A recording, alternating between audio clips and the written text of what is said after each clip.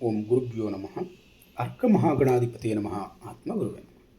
ಭದ್ರಕಾಳಿಯೇ ನಮೋ ನಿತ್ಯಂ. ಸರಸ್ವತ್ಯೈ ನಮೋ ನಮಃ. ವೇದ ವೇದಾಂಗ ವೇದಾಂತ ವಿದ್ಯಾಸ್ಥಾನ ಉಪಯೋಗ.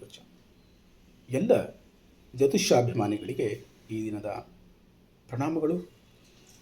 ಆತ್ಮೀಯ ಧನಸ್ಸು ರಾಶಿಯವರೇ, ಈ ದಿನ 10/6/2026 ಬುಧವಾರ, ದಶಮಿ ತಿಥಿ, ಉತ್ತರ ಭಾದ್ರಾ ನಕ್ಷತ್ರ, ರೇವತಿ ನಕ್ಷತ್ರ ಹಾಗೂ ಸೌಭಾಗ್ಯ ಯೋಗ ಇರುವಂತಹ ದಿನ. ನಿಮ್ಮ ಉದ್ಯೋಗ ವ್ಯವಹಾರಗಳಲ್ಲಿ, ಹಣಕಾಸು ವಿಚಾರಗಳಲ್ಲಿ, ಭಾಗ್ಯದಲ್ಲಿ, ಪ್ರಯಾಣದಲ್ಲಿ, ಕುಟುಂಬ, ಆರೋಗ್ಯ ಮತ್ತು ಜೀವನದ ಪ್ರಮುಖ ನಿರ್ಧಾರ ತೆಗೆದುಕೊಳ್ಳುವಲ್ಲಿ ಯಾವ ರೀತಿಯ ಪರಿಣಾಮವನ್ನು ಬೀರ್ತದೆ, ಯಾವ ಕೆಲಸದಲ್ಲಿ ಯಶಸ್ಸುಂಟಾಗ್ತದೆ, ಯಾವ ವಿಷಯದಲ್ಲಿ ಎಚ್ಚರಿಕೆಯಿಂದ ಇರಬೇಕು, ಯಾವ ಸಮಯದಲ್ಲಿ ಕಾರ್ಯವನ್ನು ಮಾಡಿದರೆ ಲಾಭ ಸಿಗ್ತದೆ, ಶುಭ ಫಲ ಸಿಗ್ತದೆ, ಎಲ್ಲವನ್ನು ಸಂಪೂರ್ಣವಾಗಿ ತಿಳಿದುಕೊಳ್ಳೋಣ. ಧನಸ್ಸು ರಾಶಿಯ ಅಧಿಪತಿಯಾದಂಥ ಗುರು ಹಾಗೂ ಈ ದಿನದ ಅಧಿಪತಿಯಾದಂಥ ಬುಧನ ಬುದ್ಧಿಶಕ್ತಿ ಮತ್ತು ಗುರುವಿನ ಜ್ಞಾನಶಕ್ತಿ ಒಂದಾಗಿ ಕೆಲಸವನ್ನು ಮಾಡುತ್ತದೆ. ಆದ್ದರಿಂದ ಹೊಸ ಅವಕಾಶಗಳ ಬಗ್ಗೆ ಒಂದು ಸ್ಪಷ್ಟನೆ ಎನ್ನುವಂಥದ್ದು ಇರ್ತದೆ. ಜ್ಞಾನ ಮತ್ತು ಅನುಭವದಿಂದ ಕೆಲಸ ಮಾಡೋ ಸಾಧ್ಯತೆ ಇರ್ತದೆ. ದೂರದ ಯೋಚನೆ ಮತ್ತು ಯೋಜನೆಗಳು ಕಾರ್ಯರೂಪಕ್ಕೆ ಬರ್ತದೆ. ಆದರೆ ಅತಿಯಾದಂಥ ಆತ್ಮವಿಶ್ವಾಸ ತಪ್ಪು ನಿರ್ಧಾರವನ್ನು ತರಬಹುದು. ಎಲ್ಲರಿಗೂ ಸಲಹೆ ಕೊಡಲು ಹೋಗಿ ಸಮಯ ವ್ಯರ್ಥ ಆಗೋ ಸಾಧ್ಯತೆಗಳಿರ್ತದೆ. ಆದ್ದರಿಂದ ಜ್ಞಾನಕ್ಕೆ ತಾಳ್ಮೆಯನ್ನು ಸೇರಿಸಿದರೆ ನಿಮ್ಮ ಯಶಸ್ಸು ಖಚಿತವಾಗಿರ್ತದೆ.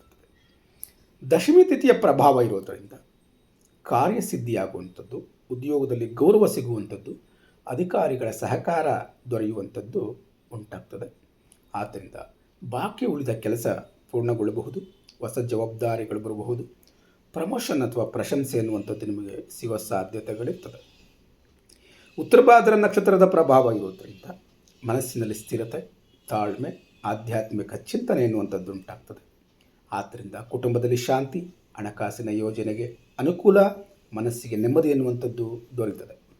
ರೇವತಿ ನಕ್ಷತ್ರದ ಪ್ರಭಾವ ಇರೋದ್ರಿಂದ ಭಾಗ್ಯೋದಯ ಉಂಟಾಗುವಂಥದ್ದು, ಪ್ರಯಾಣ ಯೋಗ ಬರುವಂಥದ್ದು, ಹೊಸ ಪರಿಚಯದಿಂದ ಲಾಭ ಉಂಟಾಗುವಂಥದ್ದು ಆಗ್ತದೆ.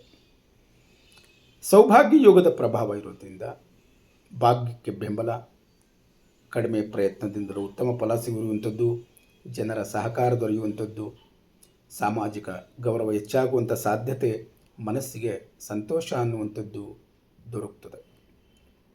ಧನಸ್ಸು ರಾಶಿಯ ಉದ್ಯೋಗಸ್ಥರಿಗೆ ಇಂದು ಗೌರವ ಮತ್ತು ಬೆಳವಣಿಗೆಯ ದಿನವನ್ನು ಸೂಚಿಸ್ತಾ ಇದೆ. ಉದ್ಯೋಗದಲ್ಲಿ ಹೊಸ ಅವಕಾಶಗಳು ಬರಬಹುದು, ರೆಕಗ್ನಿಷನ್ ಆಗೋ ಸಾಧ್ಯತೆಗಳಿರ್ತದೆ. ಆದರೆ ಕೆಲಸದಲ್ಲಿ ನಿರ್ಲಕ್ಷ್ಯ ಮಾಡುವಂಥದ್ದು ಬೇಡ. ಹೆಚ್ಚು ಕಾನ್ಫಿಡೆನ್ಸ್ ಇಟ್ಕೊಳೋದ್ರಿಂದ ತಪ್ಪು ಆಗೋ ಸಾಧ್ಯತೆಗಳಿರ್ತದೆ. ಆದ್ದರಿಂದ ಜಾಗ್ರತೆಯಿಂದ ಇರಿ. ಯಾವ್ಯಾವ ಕ್ಷೇತ್ರಗಳಲ್ಲಿ ಯಾವ್ಯಾವ ರೀತಿ ಫಲ ಸಿಗ್ತದೆ ಎನ್ನುವಂಥದ್ದನ್ನು ನೋಡೋಣ. ಶಿಕ್ಷಕರು, ಜ್ಯೋತಿಷ್ಯರು, ಗುರುಗಳು ಆಗಿರುವಂಥವ್ರಿಗೆ ಆನ್ಲೈನ್ ಕ್ಲಾಸ್ ಉತ್ತಮ ಫಲವನ್ನು ಕೊಡಬಹುದು. ಹೊಸ ವಿದ್ಯಾರ್ಥಿಗಳ ಸಂಪರ್ಕ ಬರಬಹುದು. ಆದರೆ ನಿಮಗೆ ಸಮಾಜದಿಂದ ಒಳ್ಳೆಯ ರೆಸ್ಪಾನ್ಸ್ ಸಿಗೋ ಸಾಧ್ಯತೆಗಳಿರ್ತದೆ. ಒಂದು ಟ್ರಾವೆಲ್ ವಿಚಾರವಾಗಿ, ಟ್ರೈನಿಂಗ್ ವಿಚಾರವಾಗಿ, ಶಿಕ್ಷಣ ಕ್ಷೇತ್ರದಲ್ಲಿ ಕಾರ್ಯ ಮಾಡ್ತಾ ಇರುವಂಥವ್ರಿಗೆ ಹೊಸ ಅವಕಾಶಗಳು ಸಿಗುವಂಥ ಸಾಧ್ಯತೆ ಇರ್ತದೆ. ದೂರಿಗೆ ಪ್ರಯಾಣ ಮಾಡೋ ಯೋಗ ಬರಬಹುದು. ಖಾಸಗಿ ಉದ್ಯೋಗದಲ್ಲಿರುವಂಥವ್ರಿಗೆ ಟೀಮ್ ವರ್ಕ್ನಿಂದ ಉತ್ತಮ ಫಲ ಅನ್ನುವಂಥದ್ದು ಸಿಗ್ತದೆ. ಸೀನಿಯರ್ಗಳಿಂದ ಅಪ್ರಿಷಿಯೇಷನ್ ಸಿಗೋ ಸಾಧ್ಯತೆಗಳಿರ್ತದೆ.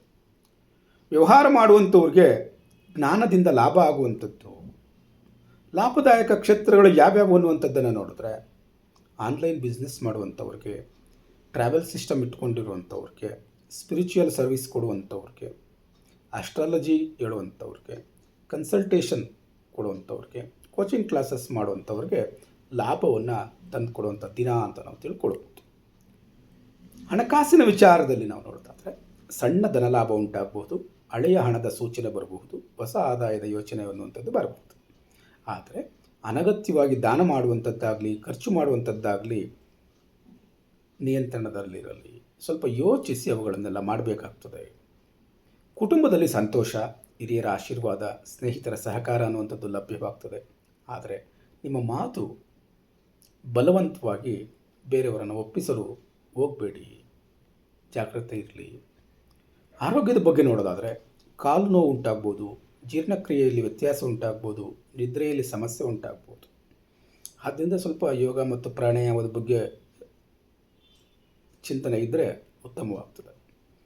ಈ ದಿನ ನೀವು ಎಚ್ಚರಿಕೆ ವಹಿಸಬೇಕಾದಂಥದ್ದು, ಸಮಯ ವ್ಯರ್ಥ ಮಾಡಬಾರ್ದು. ದೊಡ್ಡ ನಿರ್ಧಾರ ತೆಗೆದುಕೊಳ್ಬೇಕಾದ್ರೆ ಸ್ವಲ್ಪ ಯೋಚನೆ ಮಾಡಿ ತೆಗೆದುಕೊಳ್ಬೇಕಾಗ್ತದೆ. ಶುಭ ಸಮಯ ಯಾವುದು? 9:20ರಿಂದ 11:25 ಮಧ್ಯಾಹ್ನ 2:20ರಿಂದ 4:40 ಸಂಜೆ 6:30 ನಂತರ ಶುಭ ಸಮಯವಾಗಿರುತ್ತದೆ. ಪರಿಹಾರಕ್ಕೋಸ್ಕರ ಶಿವನ ಪ್ರಾರ್ಥನೆಯನ್ನು ಮಾಡಿ. ಕೊನೆಗೊಂದು ಕಿವಿಮಾತು: ಜ್ಞಾನ, ತಾಳ್ಮೆ ಮತ್ತು ಸರಿಯಾದ ಸಮಯದ ನಿರ್ಧಾರದಿಂದ ಯಶಸ್ಸು ಅನ್ನುವಂಥದ್ದು ಲಭ್ಯವಾಗ್ತದೆ. ಗೌರವ ಮತ್ತು ಭಾಗ್ಯ ಬೆಂಬಲಿಸುವ ಶುಭ ದಿನ ಇದಾಗಿರ್ತದೆ ಎನ್ನುವಂಥದ್ದನ್ನು ತಿಳ್ಕೊಂಡಿರಿ. ಈ ದಿನದ ದಿನಭವಿಷ್ಯ ನಿಮಗೆ ಸಂತೋಷವನ್ನು ತಂದಿದ್ದರೆ ತಪ್ಪದೆ ಚಾನಲನ್ನು ಸಬ್ಸ್ಕ್ರೈಬ್ ಮಾಡ್ಕೊಳ್ಳಿ. ನಿಮ್ಮ ಅದೇ ರಾಶಿಯವರಾದ ಬೇರೆಯವರಿಗೆ ಇದನ್ನು ಶೇರ್ ಮಾಡಿ. ಧನ್ಯವಾದಗಳು.